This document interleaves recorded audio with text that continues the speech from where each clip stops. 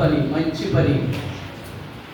పనిలన్నిటిలో కంటే ఆలయమును కట్టుట. మనం వెళ్ళిపోయినా కానీ ఆలయం ఇలాగే ఉంటుంది. దేవునికి స్తోత్రం. హల్లెలూయా, హల్లెలూయా. మరి అధ్యక్షులు అయినటువంటి బిషప్ ప్రభాకరయ్య గారికి నా ప్రత్యేకమైన వందనాలు. మరి పేర్లు నాకు తెలియకపోయినప్పటికీ దైవజనులు, నాకంటే పెద్దవారు, అనుభవజ్ఞులు, సేవ చేస్తున్నటువంటి దైవజనులు. మహో గారి పేరు నాకు తెలుసు. మరి సిస్టర్ గారికి, అమృతోని గారికి వందనాలు తెలియజేస్తున్నాను. పాస్టర్ గారికి వందనాలు తెలియజేస్తున్నాను. అందరికీ కూడా నా కుటుంబం తరపు నుండి, మరి నా తరపు నుండి ప్రత్యేకమైనటువంటి శుభవందనాలు తెలియజేస్తున్నాను. మీరు చేస్తున్నటువంటి సేవను దేవుడు చూస్తున్నాడు. మనుషులు కాదు కానీ దేవుడు చూడాలి. దేవుడి ఆశీర్వాదము ఎన్నటికీ కూడా మరి తరగదు. దేవుడి ఆశీర్వాదము వారి బిడ్డల మీద ఆయన కుమ్మరిస్తానని చెప్తున్నాడు. మరి మేము కొద్ది లేట్ అయింది. మేము వచ్చేటటువంటి దారి వేరుగా వచ్చాము. ఇలాగా డైరెక్ట్ నర్సీపట్నం రాలేదు. అందు గురించి కొంత లేట్ అయింది. 2 hours లేట్ అయిపోయింది. దయతో మీరు ఏమీ అనుకోవద్దు. ప్రియమైనటువంటి సంగమా, ఈ సమయంలో ఎక్కువ సమయం తీసుకోను కానీ మరి మేము వచ్చే ముందు చక్కటి పాటలు, చక్కటి సాక్ష్యాలు, ఇంకా గ్రీటింగ్స్ కూడా తెలియజేస్తుంటారు. చాలా సంతోషం. దేవుడి కొరకు బ్రతుకుట ఒక దినమైతే సరిపోతుంది. ప్రియమైనటువంటి ఈ యాత్ర జీవితంలో మనము ఇప్పుడు 30 సంవత్సరాలు, 40 సంవత్సరాలు, 50 సంవత్సరాలు ఎన్నో చూసాం, ఎంతో ఆనందించాం. ఏవి మనకు కూడా రావు. దేవుని కొరకు నిలబడిన వారు మరి అక్కడ ప్రత్యేకమైన స్థానంలో ఉంటారు. దేవునికి స్తోత్రం. హల్లెలూయా. మన ఫలం అధికమవుతూ ఉన్నది అక్కడ. దేవుని కొరకు కష్టపడేటువంటి వారు, దేవుని కొరకు పనిచేసేటటువంటి వారు. ప్రియమైనటువంటి సంగమా, నేను ఎక్కడ ఆలయం ఓపెన్ చేసినా ఇదే చెప్తాను. సిలోహ మందిరము పవిత్రమైన మందిరము. అనేక వందల కిలోమీటర్లు నడిచి వెళ్ళి సంవత్సరానికి ఒకసారి పక్కన ఉన్నటువంటి ఊరిలో ఇప్పుడు ఇక్కడ ఉన్నారంటే ఈ అడవుల్లో ఉండేటటువంటి వారికి సరైనటువంటి వసతి ఉండదు, సరైన వాహనాలు ఉండవు. దానికంటేను చాలా మరి కొన్ని వందల సంవత్సరాల క్రితం ఆ సిలోహ మందిరం పవిత్రమైన మందిరానికి వెళ్ళి అక్కడ హన్నా ప్రార్థించేది. అక్కడ అందులో యాజకుడిగా ఏలియా ఉండేవాడు. ఏలియా అనేటువంటి యాజకుడు ఉండేవాడు. ప్రియమైనటువంటి సంగమా, అన్ని కిలోమీటర్లు నడుచుకుంటా, లేకపోతే గాడిదల మీద, ఉన్నవాడైతే ఒంట్ల మీద వెళ్ళి మురుక్కి వచ్చేటటువంటి వారు. దేవునికి స్తోత్రం. ఆలయంలోనే దేవునికి మరి సమూయేలుకు ప్రత్యక్షమయ్యాడు దేవుడు. దేవునికి స్తోత్రం. ఏ వయసులో ప్రత్యక్షమయ్యాడో తెలుసండి? బాలుడుగా ఉన్నప్పుడు ప్రత్యక్షమయ్యాడు. అమ్మ, మనం ఒక ఆలయం కట్టామంటే, దాన్ని దేవునికి ప్రతిష్ఠించామంటే, దేవుడు ఇక్కడ ఇది తీసుకోండి, మైక్ తీసుకొని బయటికి వెళ్తలేదు.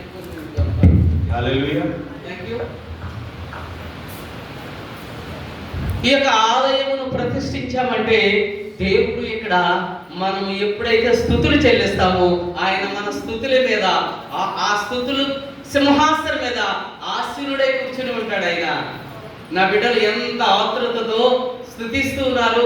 ఏ అక్రతతో వచ్చారు, ఏ ఆశతో వచ్చారు, ఏ బాధతో వచ్చారు. హృదయంతరంగమును పరిశీలించేవాడు మన ప్రభువు. దేవునికి స్తోత్రం.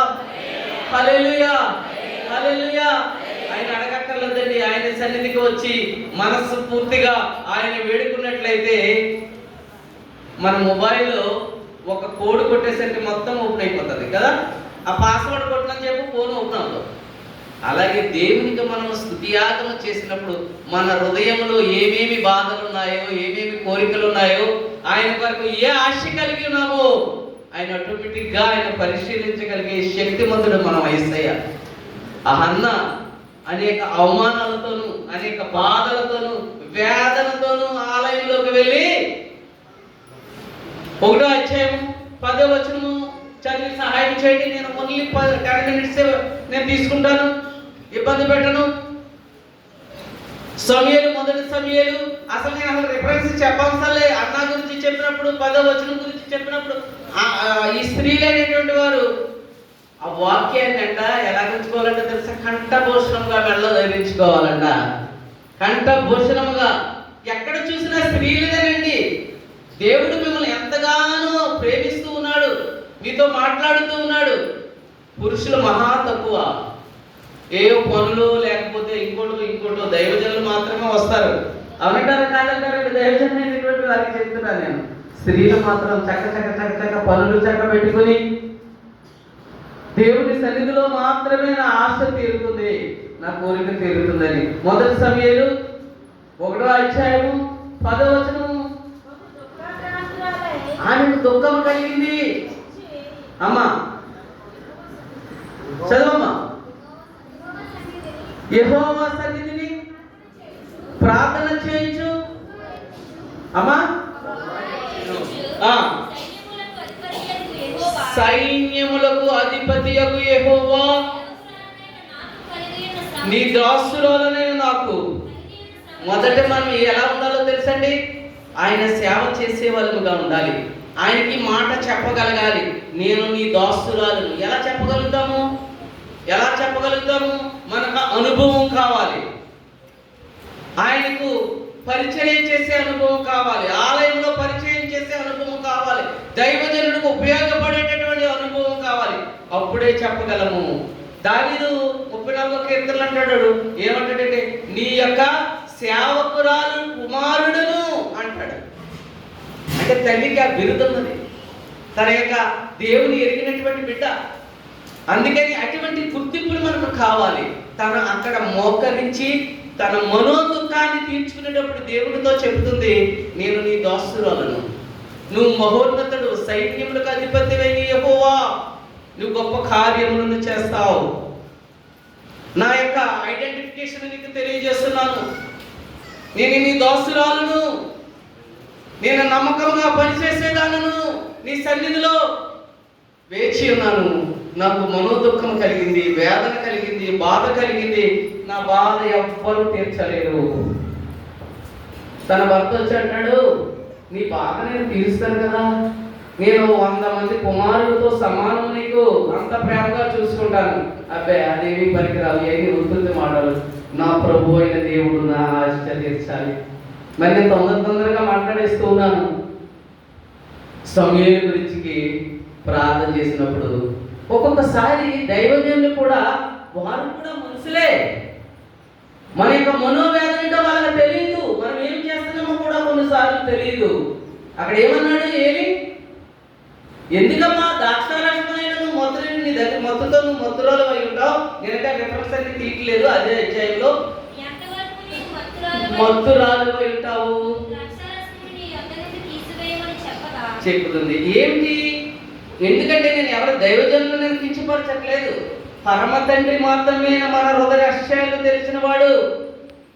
దైవజనులు కేవలము మన యొక్క ప్రార్థన విజ్ఞాపనలను, మన యొక్క విన్నపములను అలనాడు యాజకులు భుజం మీద ఆ 12 గోత్రములు భుజం మీద వేసుకుని దేవుని పరిశుద్ధ స్థలంలోనికి వెళ్ళి ఎలా మొరపెట్టేవారు, అలాగా ఈ యొక్క దేవుని యొక్క ప్రతినిధులు దైవజనులు మన యొక్క ప్రార్థన విజ్ఞాపనలు దేవుని దగ్గర మొరపెడతారు.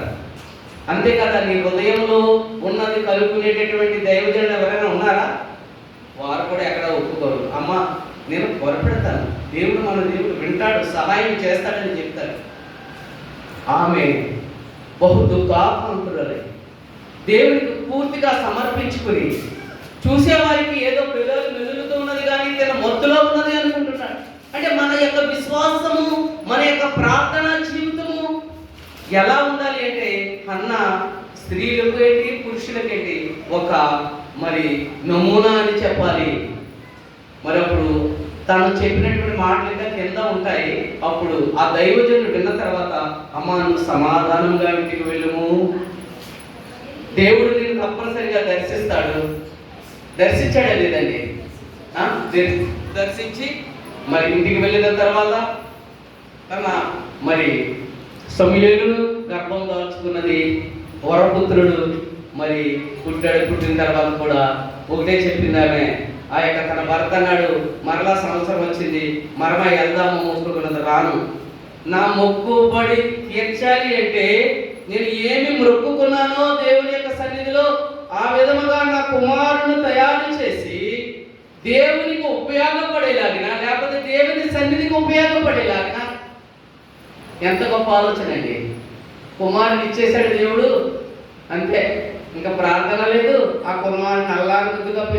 దారం పెడుతూ అది పెడుతూ ఇది పెడుతూ వాడు అల్లరి చేసినా ఏం చేసినా మనం ఊరుకుని ఆఖరికి వాడు పెద్దవాడైనప్పుడు నన్ను చూడడం లేదు, నా మాట లెక్క చేయడం లేదు అనే స్థితిలో ఉంచలేదు. తను పౌలు విడుచు దినము వరకు ఆ సమూయేలుకు దేవుని మాటలను నేర్పింది. ఆ రోజులో ఉగ్గు పెట్టేవారు, ఉగ్గుతో కలిపి పాలతో కలిపి దేవుని మాటలు దేవుని పాటలు పాడుతూ సమూయేలును తయారు చేసింది. దేవునికి స్తోత్రం, హల్లెలూయా. మరి ఈ రోజున మనము దేవుడు మనల్ని దర్శించి ఈ ఆలయంలో, ఈ పవిత్రమైన ఆలయంలో అనేక దైవజనులు ప్రార్థన చేసి మేము కూడా మరి దేవునికి ప్రతిష్ఠించినటువంటి ఈ ఆలయంలో దేవుడు తప్పనిసరిగా మన మొరలు ఆలకిస్తాడు. మనం ఎవరి దగ్గరకో ఎక్కడెక్కడికో కాదని వెళ్ళడం, దేవుని సన్నిధికి వచ్చి మోకరించండి, మీ హృదయాంశలను తీరుస్తాడు. హన్నకి ఏ విధముగా అయితే దేవుడు తన యొక్క మనోవేదనను విరిగి ఉన్నాడు, ఆ విధముగా మరి ఈ యొక్క ఆలయం యొక్క పనిలో ఉన్నటువంటి మీరు, సేవకురాలుగా ఉన్నటువంటి మీరు, దేవుని దృష్టిలో ప్రియమైనటువంటి బిడ్డగా ఉన్నటువంటి మీ ప్రార్థన ఏమైనా ఎవరి ప్రార్థన ఉంటాడండి దేవుడు? మీరు రావాలి, వచ్చి మనస్పూర్వకముగా మీరు మోకరించి దేవునికి మాత్రమే మీరు మనవి చేసుకోవాలి అన్న అక్కడ దేవునికి మనవి చేసుకుంది. ఒకవేళ దైవజనుడికి తెలియకపోయినా వీళ్ళకి తెలియకపోయినా వివరించి చెప్పింది. ఓహో అలాగా అయితే దేవుడు తప్పనిసరిగా నీ యొక్క హృదయాంశను తీరుస్తాడు. సో మీరు తయారు చేసింది మరలా ఒక దినాన్ని మందిరములకు తీసుకుని వచ్చింది. ఏ యొక్క దైవజనుడి తో మాట్లాడుతుంది. అయ్యా ఏం పేరండి? దైవజనుడు రాజా గారితో మాట్లాడుతుంది. అంటుంది, రాజా గారు ఆలయము ప్రతిష్ఠించబడిన తర్వాత మీ దగ్గరకు వచ్చి నాకున్నటువంటి బాధను వ్యాధులను నాకున్న అక్రతను మీతో చెప్పుకున్నాను చూసారా, అప్పుడు మీరు గమనించలేదు నన్ను, తర్వాత చెప్పారు నువ్వు ఆశీర్వదించబడతావని. అలాగే ఆశీర్వదించబడ్డానండి, అదే దేవుడిచ్చినటువంటి ఈ బహుమానం అని చెబుతూ ఉండగా సమూయేలుకు బాగా అర్థమైంది.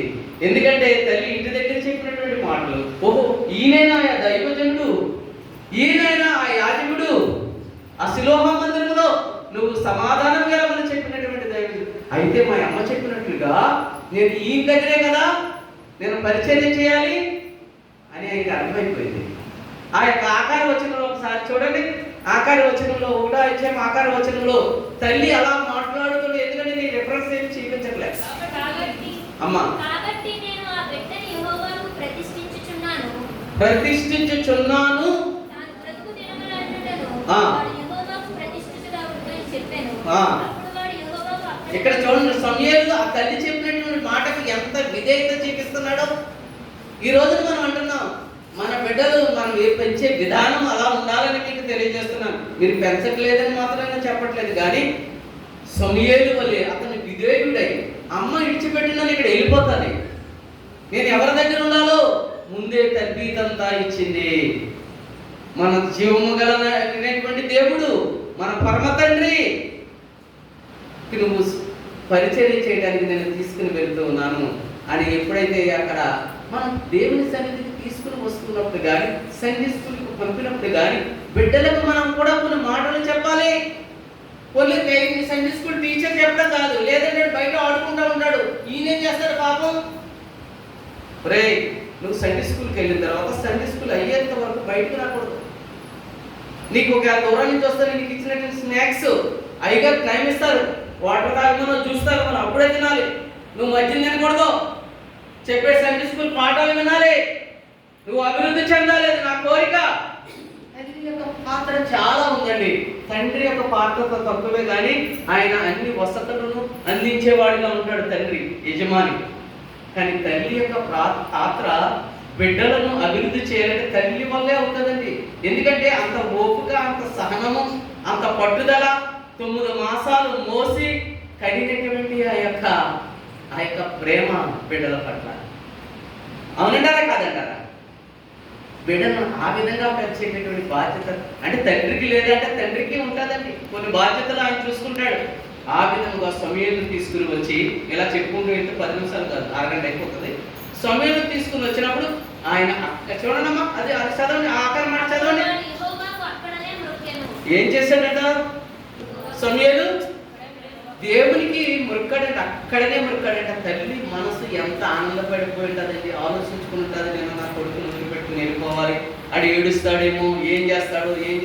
కానీ తల్లికి ఒక సిగ్నల్స్ చూపిస్తున్నాడు. అమ్మ నేను ఉండగలను, దేవునికి నేను పరిచర్య చేస్తాను, ఈ యాజకుని దగ్గర నేను ఉండి నీకు మంచి పేరు తీసుకొస్తాను అని చెప్పినటువంటి విధముగా ఆ బిడ్డ అక్కడ మొక్కిన తర్వాత తన మనోవేదన పోయింది, తన యొక్క బాధ పోయింది, అవమానం పోయింది. మరి ఇంకా చెప్పాలి అంటే తన అవమానపరిచినటువంటి వారి ఎదుర తన తల ఎత్తుకుని బ్రతకాలనుకున్నట్టుది మనం ఇక్కడ చూస్తాం. ఎక్కడ 2వ అధ్యాయంలో ఒక 3 వచనాలు చదవమ్మా. మరియు హన్నా నేను దీంతో ముగించేస్తాను. నా హృదయం యెహోవా యందు సంతోషించుచున్నది.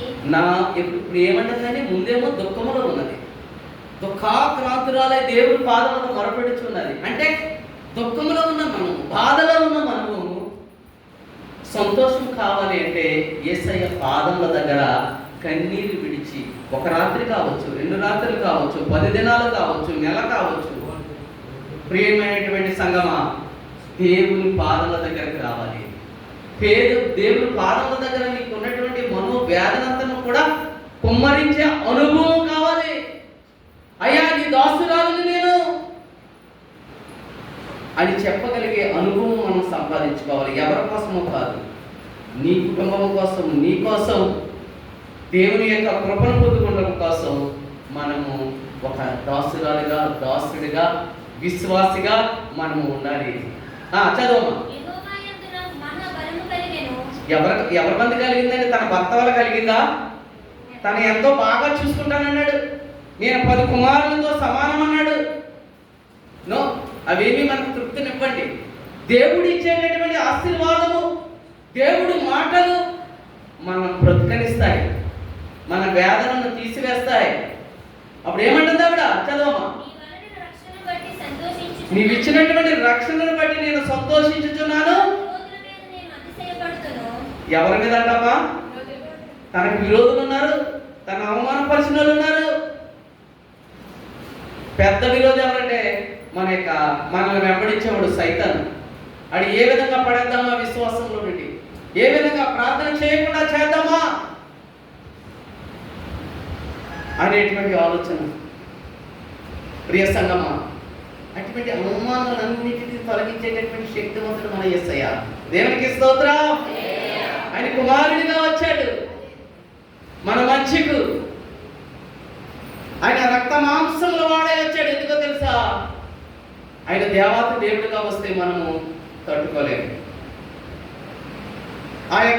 ఆ శిలువ త్యాగము ఆ విధంగా చేసిన అది ఆ యాగము కాదు, నీవలే నావలే రక్త మాంసంలో పాలిన వాడే. మరి ఏప్రిల్ పత్రికలో ఉంటుంది 2వ అధ్యాయం అనుకుంటాను 15వ వచనంలో, మనం అందరం అంట మరణ భయము చేత జీవితకాలమంతయు, మరణ భయము చేత జీవితకాలమంతయు. ఎవరికైనా దొరికితే చదివండి గమని. మరి బంధించబడినటువంటి మనలను ఆ యొక్క మరణ భయము నుండి విడిపించడానికి ఆయన కుమారునిగా వచ్చాడు. దేవునికి స్తోత్రం. హల్లెలూయా. ఎంత ప్రేమండి ఆయనకి. మన కన్నీరు పెడితే ఆయన చూడలేడు, కన్నీరు విడిచివేస్తాడు.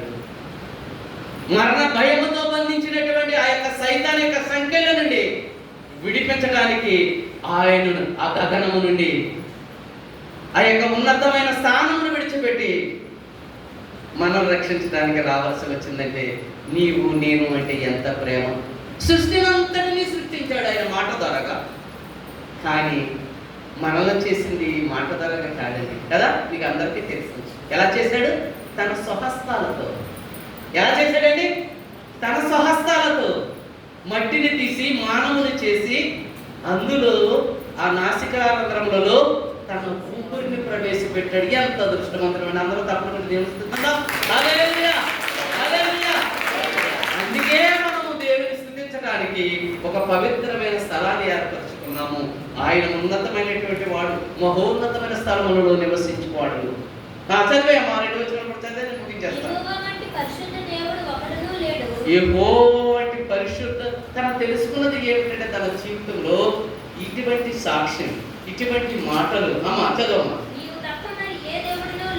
నీవు తప్ప మరి ఏ దేవుడును లేడు. నాకెవరు దర్శించలేదు, నన్ను నాకు సహాయం చేయలేదు. నా మనోవేదన తీసివేసిన వాడు నీవే, నా హృదయంతరంగంలో స్పర్శించిన వాడు నీవే, నా కోరికలు సిద్ధింపజేసిన ఆలోచన యావత్తు సఫలపరిచిన జీవాధిపతి నీవే అని చెబుతూ ఆ కీర్తన అంతా చదవండి మీరు.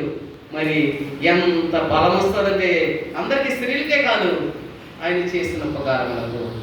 మరి అన్న అంతటితోనే ఆగిపోకుండా తన సాక్ష్యం అంటున్నది. అందుకని మన జీవితంలో దేవుడు చేసినటువంటి మేలును ఎప్పుడు గంపేసి కప్పెట్టకూడదు. దీపము వెలిగించి కొంచెం కింద అయినను మంచం కింద అయినను పెడితే లాభం ఏమిటి? అది ఎక్కడ పెట్టాలన్నాడండి? దీపస్తంభం మీద పెడితే అందరికీ వెలుగునిస్తాను. ఈ రోజున అన్న మరి ఏమి యొక్క భార్య అక్కడ రాయబడలేదు. వాళ్ళు దేవుని దృష్టికి బహు దుర్మార్గులు, వారిని జ్ఞాపకం చేయాలనుకోవట్లేదు కూడా. సమూయేలు అప్పటికి ఆ శిలోహ మందిరంలో సమూయేలు వెళ్ళేసరికి ఆయన ఏమి ముసలవాడు అయిపోయాడు పాపం. ఆ పరిచర్య చేస్తున్నాడు, దీపాలు పెడుతూ. ఆ రోజుల్లో దీపం గుడ్లు పెట్టాలి, దీపాలు తొడాలి. ఎవరికైనా గుర్తుందా? మన ఇంట్లో దీపం గుడ్లు తుడిసి మళ్ళా సాయంత్రం అయ్యేసరికి వెలిగించుకుని ఆ బూడిది పూసి అంతా పోయిలా ఆ పనులన్నీ చేస్తూ చక్కగా ఆ యొక్క ఏలి ముసలివాడి కమటికి, చూపు మందమైన వాడి కమటికి అవన్నీ చక్క పెట్టుకుని తాళాలు వేసుకుని ఎంత గొప్ప పని అండి, ఎంత ఆశీర్వాదం. అందుకని సమూయేలు ఆశీర్వదించబడ్డాడు. ఆ యొక్క చిన్నతనంలోనే దేవుడు ఎన్నిసార్లు పిలిచాడు? 4 సార్లు పిలిచాడు. వదిలిపెట్టలేదు. నువ్వు తెలుసుకోకపోయినా వదిలిపెట్టడమ్మా. ఆయన నేను ఒకసారి చూశాడంటే, నీ బిడ్డను ఒకసారి చూశాడంటే ఆయన ఆశీర్వదించకుండా వదిలిపెట్టడు. దేవునికి స్తోత్రం, హల్లెలూయా. మహిమ ఘనత ప్రభావం ఆయనకే చెల్లిస్తూ ఈ యొక్క గ్రామంలో నర్సీపట్నంలో ఉన్నటువంటి ఈ చిన్న గ్రామంలో ఏదో చెప్పారు, ఏం పేరండి? మరి ఈ గ్రామంలో ఇద్దరు చక్కని ఆలయాన్ని కట్టినందుకు చాలా సంతోషిస్తూ దీనుడైన నాకు మరి దేవుడు ఇచ్చినటువంటి ఈ యొక్క గొప్ప ధన్యతను బట్టి నేను 3 రోజులైందండి అమెరికా వెళ్ళాను, వచ్చాను. కొన్ని గొంతుకు బాగాలేదు కదా, చాలా జరుగుతూ ఉంది. మా టీంలో చాలా మంది లేరు, వాళ్ళు కూడా ఏదో కంటాపరేషన్ అన్నారు. అయ్యగారు అన్నారు, ప్రభాకర్ అయ్యగారు అన్నారు, మీరు రావాలంటే తప్పదు అంతే అన్నారు. దేవుని పని, దేవుని యొక్క ఆజ్ఞ, మరి దైవజనుడు సెలవిచ్చాడని మరి పరిగెట్టుకుని రావడం, మీ అందరినీ చూడటం, మీ ప్రేమను పొందుకుంటాం, మరి దేవుని గురించి మీకు కొన్ని మాటలు చెప్పడం. నేను మీకంటే తెలివైన వాడిని కాదు, కానీ దేవుడు నాకు ఇచ్చినటువంటి మాటలు నేను ముందు పెట్టాను. ప్రియమైనటువంటి వాళ్ళు ఎక్కడికో పరిగెట్టద్దు. ఒకవేళ నీ భర్త తీర్చలేడేమో కోరిక, ఎల్కానలాగా నీ కొడుకు తీర్చలేడేమో, నీ దేవుడు ఉన్నాడు. హల్లెలూయా. తల్లి తండ్రి విడిచినను నేను విడవనని చెప్పిన మన ప్రభు, మన సృష్టికర్త ఏ సమయంలోనైనా సరే, ఏ సమయానికైనా సరే ఆయన కథ మొత్తం మార్చేస్తాడు. నువ్వు ఏమనుకుంటున్నావు? నేను బలహీనరాలు అనుకుంటున్నావా? నా వల్ల ఏమవుతుంది అనుకుంటున్నావా? అన్న మార్చేసింది, మొత్తం మార్చేసింది. దేవునికి స్తోత్రం. ఒక్క మంచి సమూయేలును ఆ యొక్క మందిరంలో ప్రతిష్ఠించింది. అక్కడి నుంచి ఎన్నో అద్భుతాలు, ఎన్నో గొప్ప కార్యాలు జరిగాయి. ప్రియమైనటువంటి సంగమా, నేను ముగించేస్తున్నాను. దేవుడి మాటలను దీవించును గాక. మరి నన్ను ఆహ్వానించినటువంటి దైవజనులకు, పాస్టర్ గారికి, ఇంకా అందరికీ కూడా నా వందనాలు తెలియజేస్తూ, మరి తక్కువ సమయంలో మనకి ఇంకా ఎప్పుడైనా ఉంటే మంచి మాటలు చెప్పుకుందాం, దేవుని ప్రేమ గురించి మనము వెల్లడించుకుందాం. మీరందరూ కూడా మీ జీవితంలో చేసినటువంటి మేలులు అనేక మందికి సాక్ష్యంగా ఉండాలని కోరుకుంటూ నా మాటలు ముగిస్తున్నాను. Thank you.